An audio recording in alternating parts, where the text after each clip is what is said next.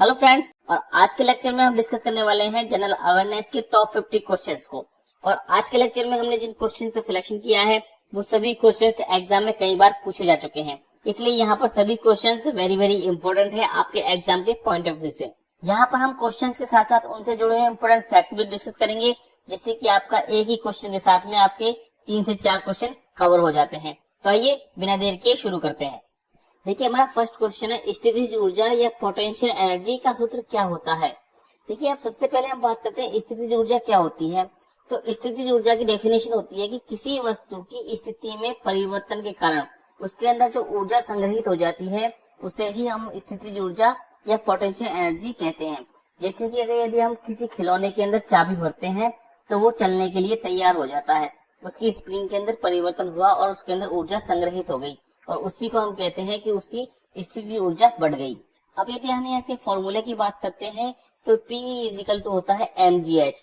तो ये इसका फॉर्मूला होता है Pe इजिकल टू mgh। यहाँ पर P पोटेंशियल एनर्जी दिखाता है, Pe यानी P potential energy equal to mgh। यहाँ पर हम अगर m की बात करते हैं तो m इजिकल टू मास है, और अगर g की बात करते हैं तो ये है ग्रेविटेशनल एक्सीलरेशन, जिसका मान फिक्स होता है 9.8 मीटर पर सेकेंड स्क्वायर। ये इसका मान फिक्स होता है। और h है हाइट, यहाँ पर h हाइट है। तो इस फॉर्मूले के अंदर हमेशा मास और g ग्रेविटेशनल एक्सीलरेशन ये दोनों फिक्स होते हैं, क्योंकि किसी भी वस्तु का मास हमेशा फिक्स होता है और g हमेशा फिक्स होता है।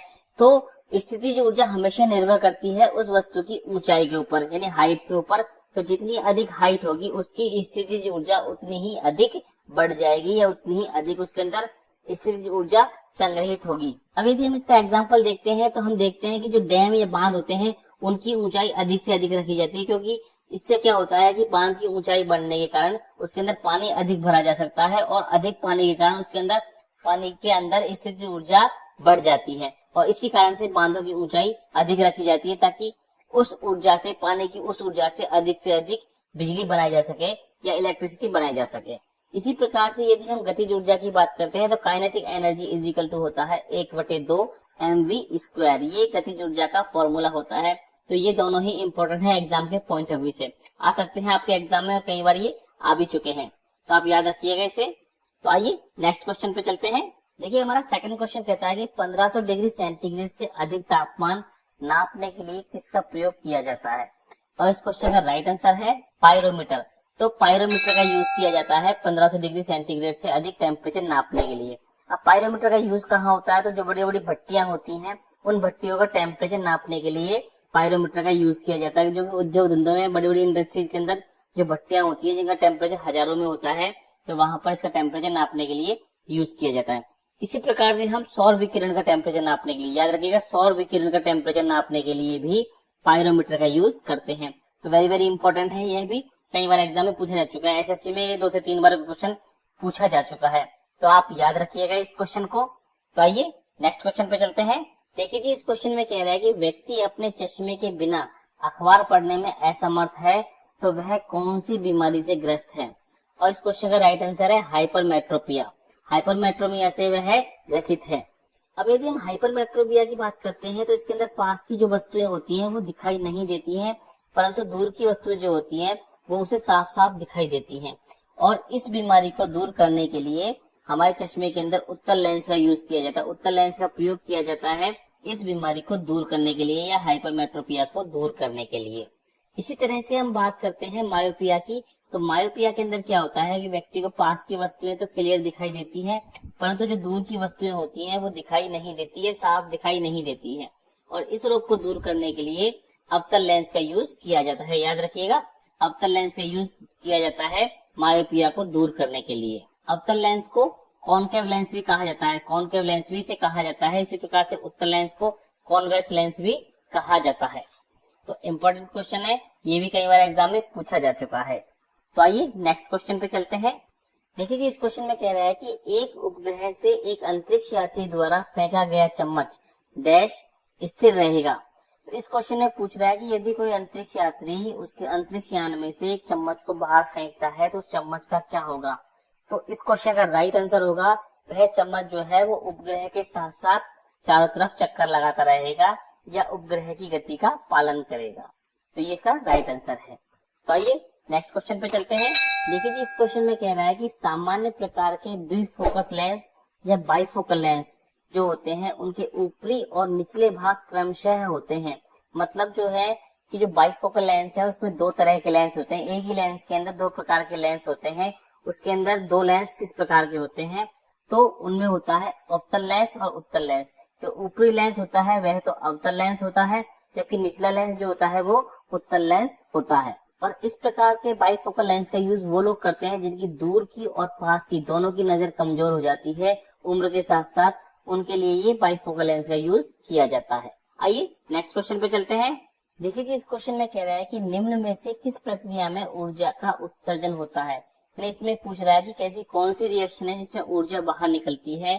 तो इस क्वेश्चन का राइट आंसर है श्वसन या रेस्पिरेशन के अंदर ऊर्जा बाहर निकलती है।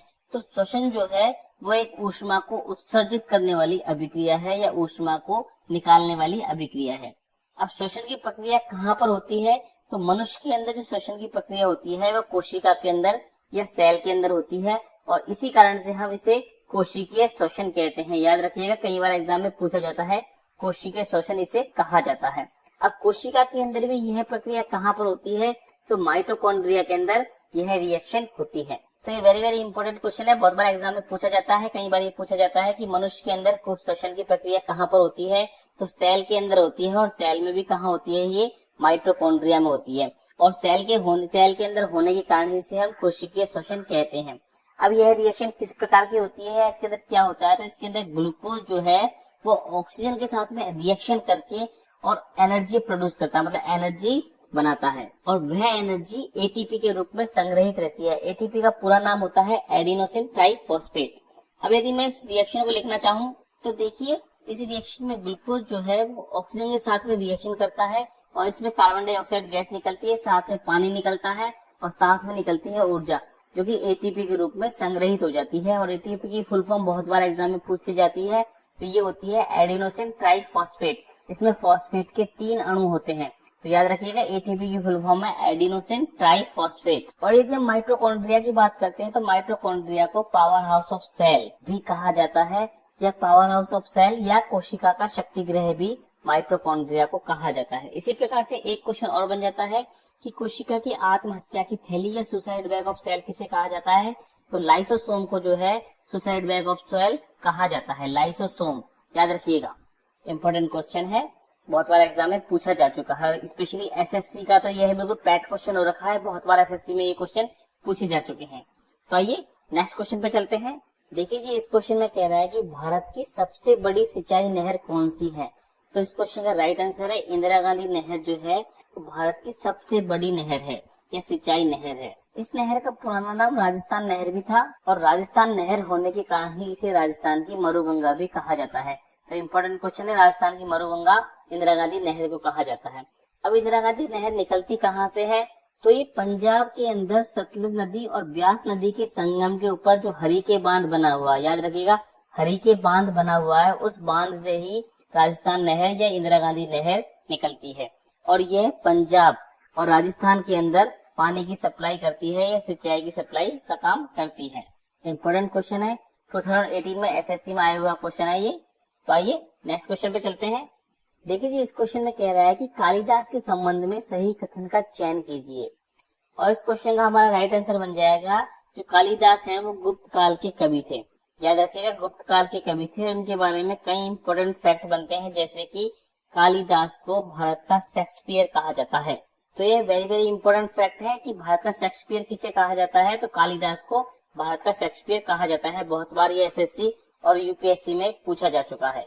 अब कालिदास जो है गुप्त शासक चंद्रगुप्त विक्रमादित्य के समकालीन थे, तो याद रखिएगा समकालीन थे चंद्रगुप्त विक्रमादित्य के।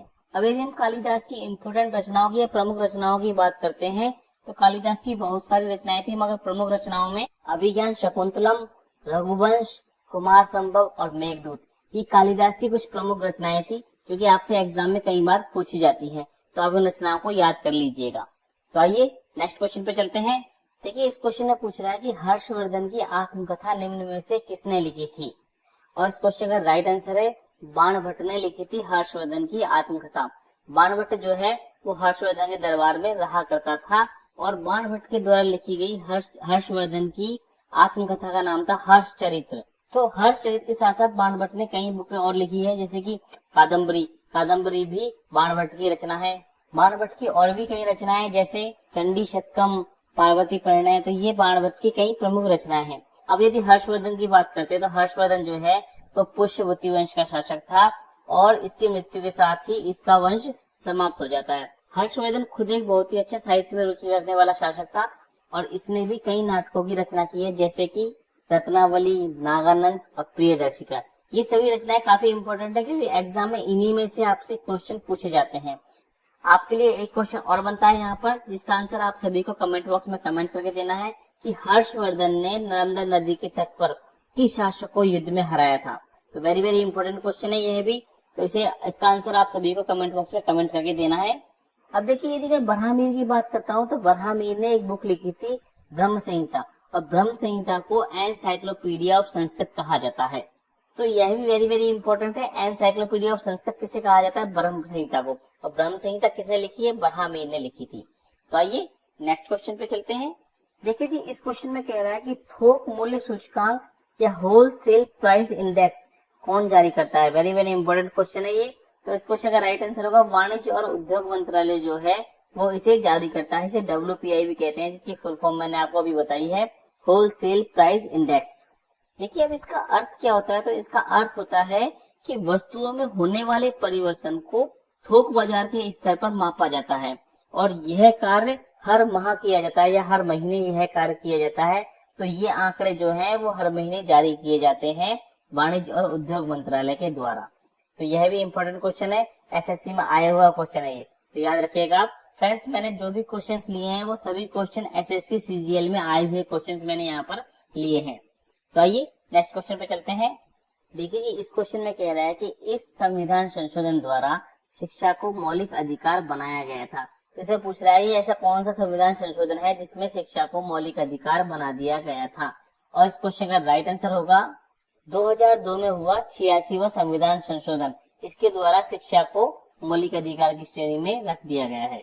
देखिए, इस संशोधन के तहत हमारे संविधान में अनुच्छेद 21 के जोड़ा गया था और इस संशोधन के द्वारा यह सुनिश्चित किया गया था कि 6 से 14 वर्ष के प्रत्येक बच्चे को प्रारंभिक शिक्षा या मूल शिक्षा जो है या प्राथमिक शिक्षा जो है वो निःशुल्क और अनिवार्य रूप से प्राप्त की जाएगी या प्रदान की जाएगी। देखिए जी, इस क्वेश्चन में कह रहा है कि राज्य शब्द का प्रयोग सर्वप्रथम किसने किया था? और इस क्वेश्चन का राइट आंसर है मैकियावेली ने सबसे पहले राज्य शब्द का प्रयोग किया था। बहुत बार एग्जाम में पूछा जाता है। मैकियावेली जो है वो इटली का एक दार्शनिक था। इंपॉर्टेंट क्वेश्चन है, इटली का एक दार्शनिक था और इसके बारे में एक क्वेश्चन पूछा जाता है कि इसकी एक पुस्तक की एक रचना थी, उसके बारे में पूछा जाता है, उसका नाम था द प्रिंस। तो द प्रिंस जो है वो मैकियावेली की एक रचना थी और एग्जाम में इसी के बारे में आपसे कई बार क्वेश्चन पूछा जाता है। SSC में पूछा गया क्वेश्चन है ये, याद रखिए। SSC CGL में ये क्वेश्चन पूछा जा चुका है। तो स्टूडेंट्स, आज के लेक्चर में बस इतना ही। उम्मीद है आपको ये वीडियो पसंद आया होगा और इन क्वेश्चन से आपको कुछ नया सीखने को मिला होगा।